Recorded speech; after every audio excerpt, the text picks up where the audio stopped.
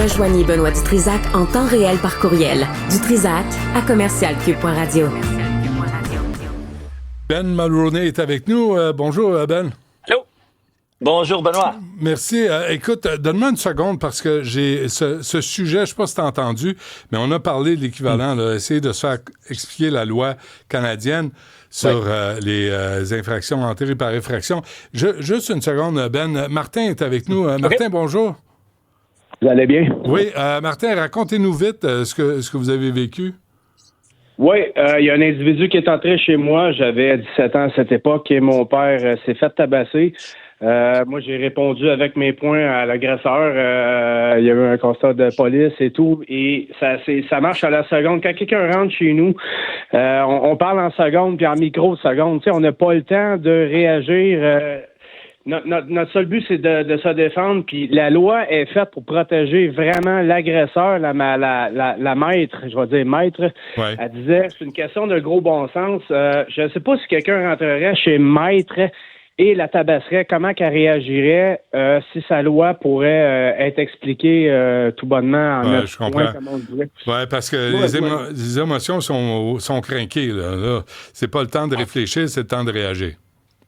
Ben, c'est le temps de réagir, puis si on réfléchit, parfois, on n'a pas le temps de réagir. Donc, moi, je pense qu'on devrait avoir le droit de se défendre, puis que ça soit du cas par cas. Puis quand tu rentres quelque part, c'est un gros bon sens, faut que tu t'attendes à une représailles, puis la représaille, ben, ça devrait pas être le citoyen qui l'a quand il l'applique. Très bien. Merci, Martin. Un gros merci d'avoir appelé. Ben, c'est un peu ce qu'on a entendu de Daniel Smith aussi en Alberta. Oui.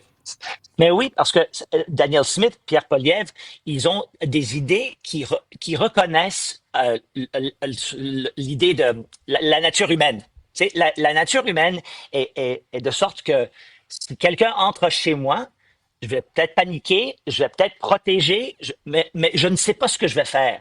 Et donc, je dois avoir toutes les options possibles pour défendre ma famille ou se cacher, faire quoi que ce soit. Et malheureusement, la loi qu'on a aujourd'hui ne reconnaît pas le fait que l'aspect humain dans ce moment et qu'on ne sait pas ce qu'on va faire. On peut pas faire un checklist et se dire, OK, dans ce moment, j'ai le droit de faire A, B ou C. OK, je pense que je vais faire B. Non, c'est pas comme ça que ça fonctionne et c'est pour ça qu'on a vraiment pas aimé. Il y a beaucoup de gens qui n'ont pas aimé ce que le chef de police a dit. Il faut se soumettre parce que d'après moi, ce que j'ai vu 10 ans de gouvernement libéral qui nous ont dit, vous n'avez pas besoin d'armes de feu. Vous n'avez pas besoin d'armes de feu. C'est parce que c'est pas le Canada. Donc, on va les confisquer, on va les rendre illégales. Et voilà, le Canada, ça va être une utopie idyllique. Mais malheureusement, le problème avec ça...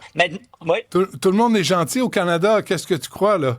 Tout le monde est gentil. Personne n'a de mauvaise intention. Il n'y a pas de voleur, il n'y a pas de violeur, il n'y a pas d'agresseur, il n'y a pas de problème de santé mentale. Tout va très bien. Non. Tout va très bien. Malheureusement, seuls les criminels sont les gens avec des armes de feu maintenant. Et maintenant, et les citoyens qui se couchent paisiblement chez eux. Un gars, il entre et il est très confiant parce qu'il a une arme. Et il sait que moi, j'ai pas une d'arme de feu chez moi. Donc, c'est lui qui a le contrôle. C'est lui qui a le contrôle complet. Donc, quand j'entends le chef de police me dire, il faudrait vraiment se soumettre. Je dis, écoute, c'est pas un problème que j'ai créé. Moi, je suis maintenant à la fin de cette crise. Je suis la dernière victime de cette crise. Mais vraiment, j'en ai pour trop longtemps, trop d'idées terribles depuis 10 ans et maintenant ça se conclut dans ma maison avec un criminel et une loi qui ne reconnaît pas le fait que je ne sais pas comment je vais réagir. Je vais juste le présenter parce qu'on parle en fait de Jim McSween qui est du York Regional Police Chief. On le regarde, on l'écoute. As it stands, we know the best defense for most people is to comply, as you've just heard, a number of safety recommendations. Alors, il faut que tu te soumettes, tu te caches, puis tu m'as envoyé une vidéo aussi hier, Ben, qui était un peu drôle. Oui, c'est très drôle. Raconte.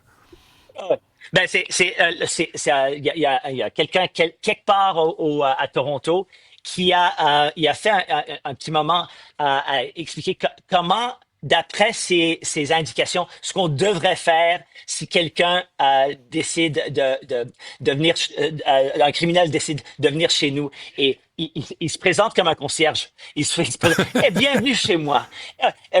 Je suis tellement content que toi, le criminel, a décidé de violer ma maison.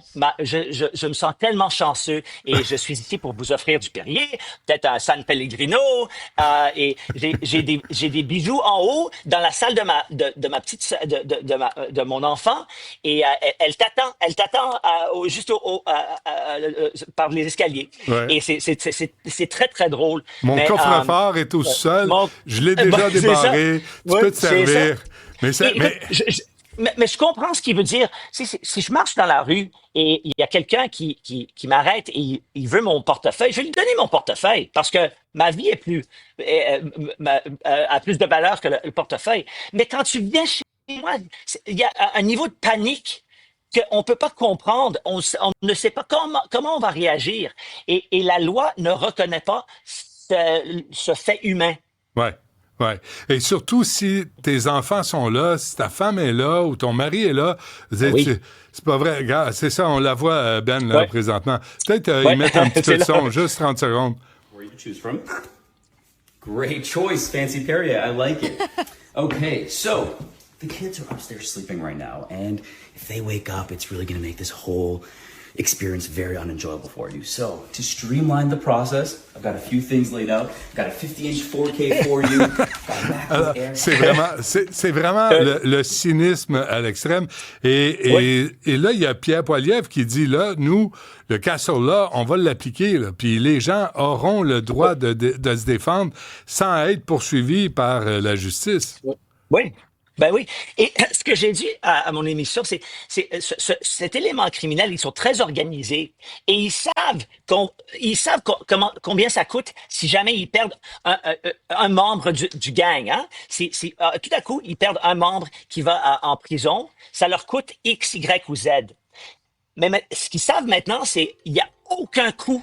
Ça leur coûte rien parce que à chaque fois qu'ils vont dans une maison et si jamais ils se font arrêter par la police, mais ils savent que le lendemain ils vont pouvoir recommencer parce qu'ils vont ils vont sortir immédiatement et ils savent que chez moi j'ai pas le droit de faire quoi que ce soit pour me défendre. Ouais. Par contre, s'ils savaient que s'ils lancent chez moi ils peuvent mourir, je pense que tout d'un coup les maths qu'ils font ça change. Le risque change. Oui. Souviens-toi, Ben, l'an passé, quand il y avait des vols de voitures, il y en avait au Québec, il y en avait à Toronto. Puis là, aujourd'hui, dans le National Post, on apprend que ça aide à financer le Hezbollah et le Hamas. Un petit merci serait apprécié, hein? Il me semble, tu sais, juste un petit merci en passant. Hey, merci de laisser vos voitures être volées. On finance le terrorisme. Oui, c'est toute une économie. Oui, c'est fantastique. Ben oui. On fait ce qu'on peut. Et la police de Toronto avait dit l'an passé, laissez les clés près de la porte. Coudon, exactement.